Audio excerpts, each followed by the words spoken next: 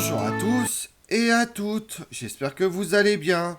Aujourd'hui, on s'intéresse à un personnage majeur du règne de Louis XV, le cardinal de Fleury, aumônier de la reine Marie-Thérèse d'Autriche, précepteur de Louis XV, puis Premier ministre sans le titre du roi de France. Il a occupé l'une des fonctions les plus importantes de l'État, administration, économie, politique étrangère. Le cardinal de Fleury, surnommé son éternité, ne laisse rien lui échapper. Il continue jusqu'à sa mort en 1743 à gérer les affaires de l'État, comme l'avaient fait avant lui d'autres cardinaux tels que Richelieu ou Mazarin.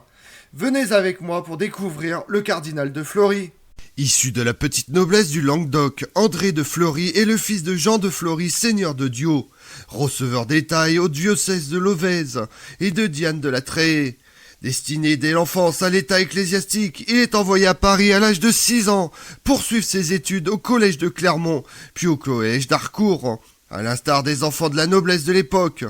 Reconnu par certains historiens comme le Richelieu de Louis XV, André Hercule de Fleury a suivi des études de théologie à la Sorbonne, avant de devenir en 1677 aumônier de la reine Marie-Thérèse d'Autriche, puis de son époux Louis XIV.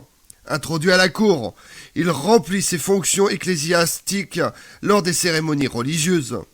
En 1692, il assiste au mariage du duc d'Orléans, futur régent avec mademoiselle de Blois. Il s'installe par la suite dans le diocèse de Fréjus, qu'il reçoit en 1699. Pendant la guerre de succession d'Espagne, son diocèse est menacé par les troupes de Victor Amédée II de Savoie. Il parlemente avec l'envahisseur et évite le passage des troupes, allant jusqu'à recevoir en grande pompe le souverain ennemi dans sa cathédrale et y faire chanter un Te Deum en son honneur.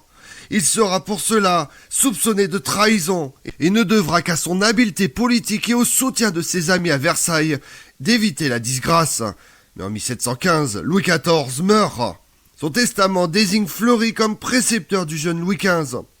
La nomination est ordonnée l'année suivante par le régent du royaume, le duc d'Orléans. En 1717, Monsieur de Fréjus est élu à l'Académie française avant de connaître, une dizaine d'années plus tard, la consécration. En 1726, il remplace le duc de Bourbon au poste de principal ministre. En septembre, il est nommé cardinal par Louis XV. Confident et conseiller du roi, il occupe alors une place centrale dans l'appareil d'État. À la mort de Louis XIV, le cardinal de Fleury est désigné comme précepteur de son arrière-petit-fils, le futur Louis XV. Fleury prend son rôle à cœur. Il réunit autour de son élève d'excellents professeurs, lui donne le goût des sciences, de la géographie, et sut se faire obéir sans éclat d'autorité. En retour, l'orphelin lui voue un attachement qui, en dépit des cabales, ne se dément jamais. En 1717, le régent lui accorde le privilège de monter dans le carrosse du roi, impliquant de pouvoir dialoguer avec le roi, parler de l'état du royaume, obtenir des grâces, et d'être vu par tous dans une certaine intimité avec le monarque. Ce privilège revêtait une grande importance politique. Louis XV est déclaré majeur en février 1723, à l'entrée de sa 14e année. Sur les conseils de son oncle, l'ex-régent, il nomme principal ministre le conseiller de celui-ci, le cardinal Dubois. Le prélat meurt dès le mois d'août et l'ex-régent réclame la place vacante qu'aussitôt son neveu lui accorde. Le duc d'Orléans meurt en décembre 1723 et le petit roi, déjà marqué par la perte de ses parents et de son arrière-grand-père, se tourne encore vers sa famille et nomme Premier ministre un autre de ses grands-oncles, Louis IV d'Henri Bourbon-Condé, duc de Bourbon. Fleury a 73 ans quand en 1726, il reçoit la place, sinon le titre de Premier ministre, et la même année le chapeau de cardinal. Bel homme, de santé robuste, patient et tenace, sachant plier devant la nécessité et cacher sa volonté de puissance sous des dehors modestes et souriants. Il avait beaucoup étudié et beaucoup appris pour compenser l'obscurité de ses origines. Lorsqu'il accède au pouvoir, il a adroitement manœuvré pour faire tomber le duc de Bourbon, son prédécesseur, mais son ambition personnelle n'est pas seule en cause.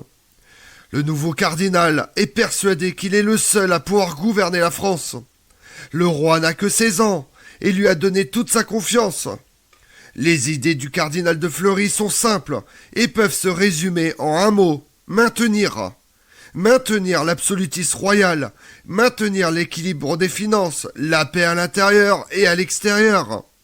Il s'entoure d'hommes solides et efficaces. Chevaulin aux affaires étrangères, Le Pelletier des forts aux ouris, aux finances, Maurepas à la marine, Saint-Florentin aux affaires religieuses, puis à la maison du roi. Le maintien de la paix intérieure et parallèlement de l'autorité royale pose dès le début du ministère de graves problèmes. Depuis la mort de Louis XIV, les jansénistes, le Parlement, le clergé gallican mènent contre le pouvoir une guerre d'escarmouches. Le prétexte en est la bulle Uginitus en 2713, qui condamnait définitivement la doctrine janséniste et dont l'application est sans cesse remise en question.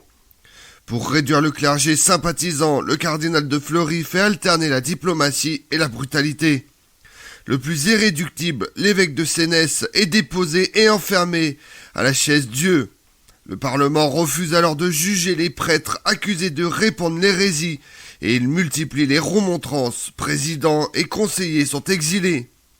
L'occasion était bonne pour mettre fin à l'agitation parlementaire en réformant la justice. Le premier acte du gouvernement est de fixer la valeur de la livre tournois, valeur qui, contrairement aux usages précédents, ne changera plus jusqu'à la Révolution. Cette stabilisation de la monnaie redonne confiance au grand commerce que favorise également l'action du bureau et du conseil du commerce. Les progrès eussent sans doute été plus spectaculaires si le cardinal de Fleury ne s'était obstiné à maintenir l'économie française dans le carcan imposé par Colbert. Néanmoins, la prospérité croissante du royaume permet au gouvernement d'augmenter à plusieurs reprises le bail de la ferme générale et de parvenir dans les années 1738-1739 à l'équilibre du budget. Mais en dépit de cette action bienfaisante, la grande réforme fiscale, celle qui aurait fait participer les privilégiés aux dépenses de l'État, n'est pas entreprise. Lorsque le trésor est vide, on se contente de rétablir le 10e ou de recourir à un nouvel emprunt. Le cardinal de Fleury gouverne avec prudence et sagesse. À l'intérieur, il rétablit le budget de l'État, stabilise la monnaie, reprend la politique de Colbert, pacifie la mesure du possible problème janséniste avec l'aide de l'archevêque d'Embrun, Pierre Guérin du Tessin. La répression est particulièrement dure à Paris, où la majorité des curés soutiennent le jansénisme. Il ne parvient cependant pas à entraver la montée de l'opposition parlementaire. Autour de l'année 1737, il mène une politique anti-maçonnique et fait fermer plusieurs loges. Sa politique économique reconstruit l'économie du pays, sinistrée à la suite des dérapages de la politique monétaire du régent et de son ministre banquier John Law. Fleury reste comme le Premier ministre qui n'a pas le titre, ayant créé les conditions du développement économique, scientifique, industriel que la France va connaître durant les années 1728-1730 jusqu'à 1770. Le cardinal de Fleury réforme le système monétaire en rétablissant la livre par réévaluation. Un louis d'or vaut alors 24 livres. La valeur de la monnaie restera à ce niveau jusqu'en 1785 et permet la stabilité monétaire dans tout le royaume de France. Sa politique extérieure est marquée par une recherche de la paix et de la stabilité européenne.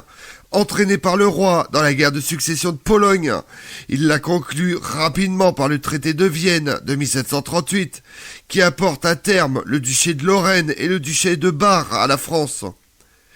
Il se laisse aussi entraîner dans la guerre de succession d'Autriche, dont il ne verra pas la fin. Artisan de la paix en Europe et de la stabilité économique du royaume, le cardinal de Fleury ne peut pourtant pas s'opposer à la montée en puissance du Parlement de Paris. Et malgré son influence sur le roi, il décide de mener une politique étrangère offensive. Le cardinal de Fleury, très âgé, ne peut l'empêcher d'entraîner la France dans la guerre de succession d'Autriche en 1741. À la mort du cardinal, en janvier 1743, Louis XV prend la décision de régner seul. Aucun premier ministre ne succède à son éternité, surnom donné au cardinal de Fleury pour sa longévité. Il se fait enterrer dans un tombeau somptueux dans l'église Saint-Louis du Louvre. Comme on l'a vu, admirable destinée que celle de ce petit évêque de Fréjus, qui à force d'ambitionner le pouvoir finit par accéder à la charge suprême de l'État, à 73 ans, où certains songent à se retirer. Parvenu à gagner l'estime du jeune roi Louis XV, dont, en tant que précepteur, il modèle le caractère, le cardinal André Hercule de Fleury règne sans partage pendant 17 ans.